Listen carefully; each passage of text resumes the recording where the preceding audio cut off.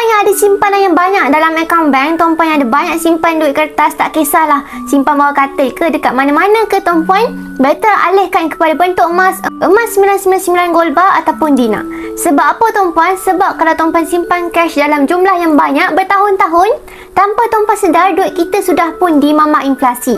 Dan kuasa beli duit kertas kita tu makin lama makin berkurang. Buktinya tuan-puan, RM100 2 tahun lepas dah tak sama dengan RM100 yang sekarang ni.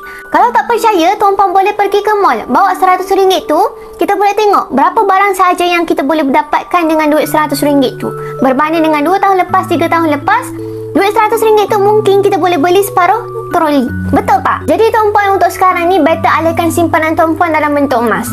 2-3 hari lepas saya dapat bantu penyimpan emas saya berjaya withdraw emas 100 gram hasil tabungan emas beliau melalui akaun Masgap selama 2 tahun. Beliau konsisten menabung 5 gram emas setiap bulan. Kenapa simpan dalam bentuk emas? Sebab beliau nak jadikan emasnya sebagai simpanan jangka masa panjang. Yang mana kita tahu emasnya adalah alat kewangan yang kalis inflasi dan senang untuk dicairkan. Anything happen, kalau kita nak guna ke, kita boleh saja jual ataupun pajak emas tu.